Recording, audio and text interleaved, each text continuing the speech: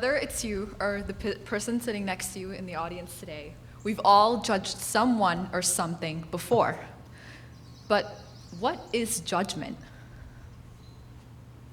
Well, to put it simply, the Merriam-Webster dictionary, ironically, defines it as the process of forming an opinion or evaluation by discerning or comparing.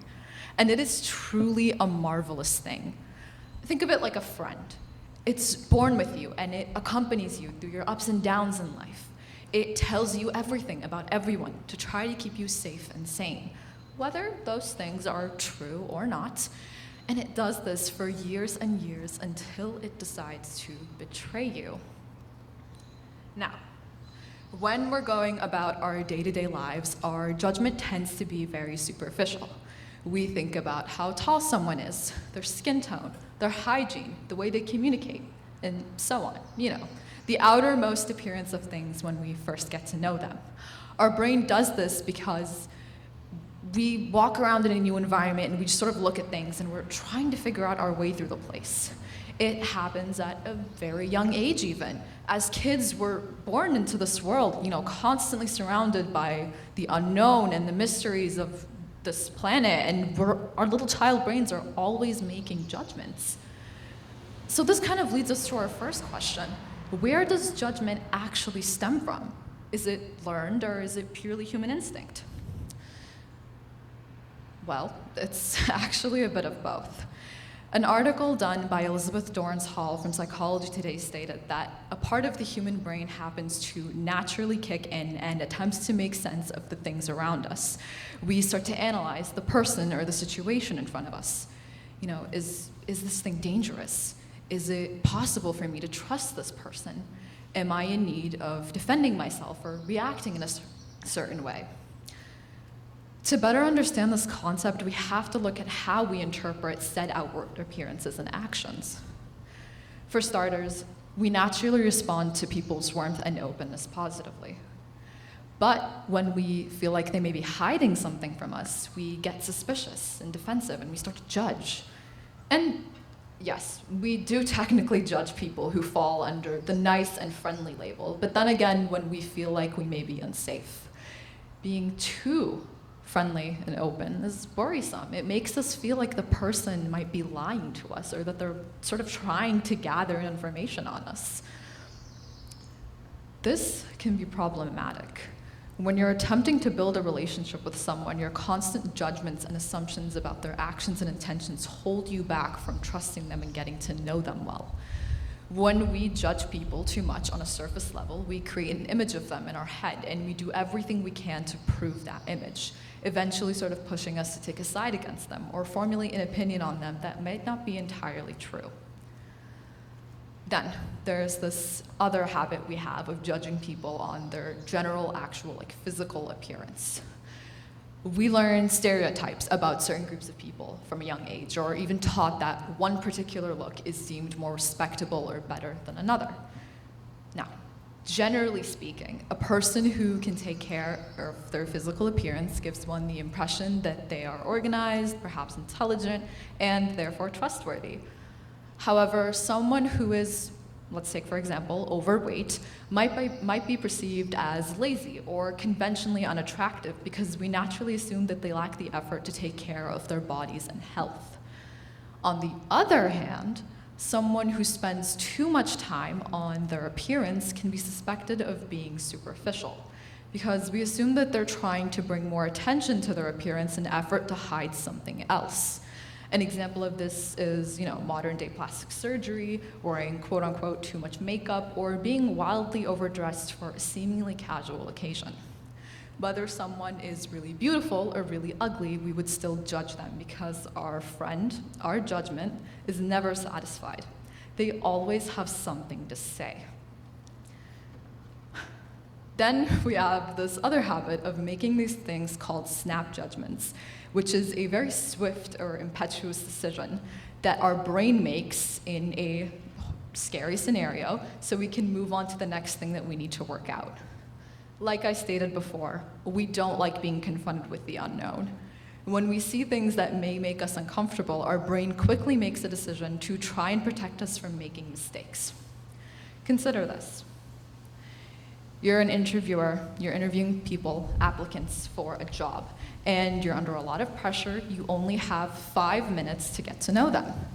You're most likely going to speed through an extensive list of questions and formulate very quick and possibly wrong opinions about that applicant unless you take time to reflect and look back on those judgments. Now, you're probably wondering, well, you've said all of these things about our judgment, how it's not so helpful. Well, is it ever useful? Absolutely. Like I stated before, it's part of our survival instinct. Let's take another scenario. Let's pretend that there is this weird, scary, monstrous creature. I'm walking alone at night. There's this weird, it has these razor sharp teeth that looks like the chupacabra and the Grinch-headed baby almost. Maybe even a chihuahua, who knows? And you see it, and your brain, your friend, your judgment would naturally go, hey, that looks like a weird thing. Let's not go near it. This looks dangerous. It could probably chase you and eat you for dinner. Let's stay away from that. And naturally, I would back off and cross to the other side of the road. But, as with all things, misuse of our judgment can have its consequences. It's dangerous. Our assumptions are not always accurate. And this can lead to things like prejudice and negative generalizations. Matter of fact, we see this a lot in our world today. Things like racism, stereotypes, and unjustified hate all stem from uninformed judgment. But Mariam, not every single judgment we make is negative. Not every single judgment we make is a bad assumption, and that is very true. The judgment itself may not be bad, but its implications on an individual can be. I would like to start by saying that I do not wish to speak on the behalf of anyone else, but I would like to examine a common stereotype we've most likely come across at one point or another, and that is all Asians are smart. Sure, this sounds good or might sound good in theory, but if you really think about it, this is harmful to Asian people in the work and school environment and even just their day-to-day lives. By assuming that all Asians are somehow smart by nature, it might make them feel like they have to conform to it because it's what people expect of them. It shifts the focus from their interests in individuality and personality as human beings to this false conclusion that they're all somehow academically gifted. It might also make them feel like they have to conform to it to seem smart instead of working for their own personal gains and aspirations. Well, if our friend, our judgment, Mariam, is so mean and ill-intentioned and always assuming these horrible things, well, what actually happens when we judge others, and how does that even mirror back onto us? I would like to share my story with judgment and how it hurt me and the lessons it taught me. I was born in Egypt and raised in Saudi Arabia. I was raised in a very academically competitive environment, and I was a straight A student. I was very prideful of my grades. I should have been. I worked hard for them. But I was also a very judgmental kid. I was never comfortable with the fact that people were different from me. I would point fingers at people, and whenever someone scored lower on a test that I did, or did worse on an assignment, I would look at them and I would think, wow, they're stupid. They must be just stupid. The test wasn't even that hard. It wasn't even a hard assignment. And then I had a reality check. I moved here 3 years ago. Couldn't really speak English that well. I didn't know anything about the culture, the language, the environment, the country. I knew nothing. I was walking around hopeless in a new environment. And I was enrolled in an American middle school.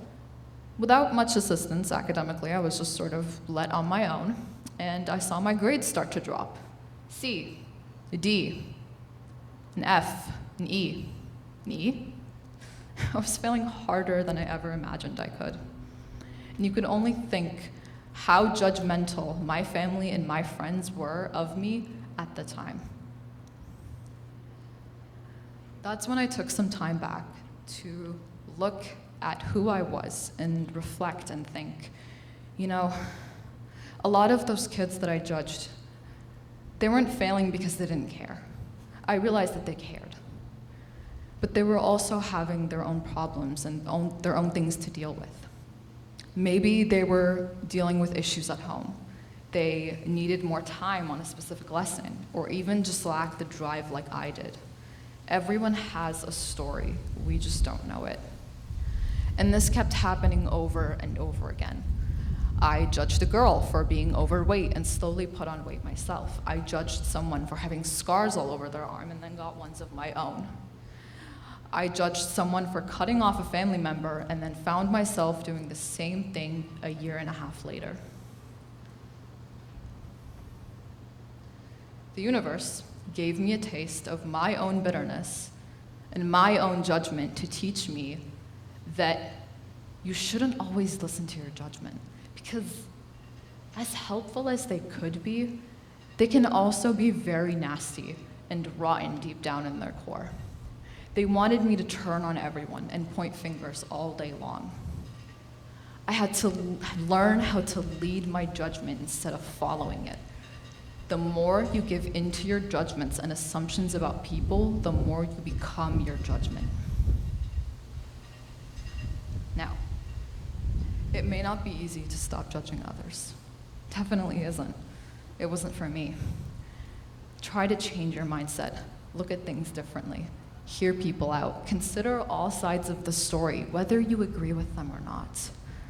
At the end of the day, being kind is always the best option. Remember, we're all human, and humans make mistakes. No matter what, our judgment is going to be nasty.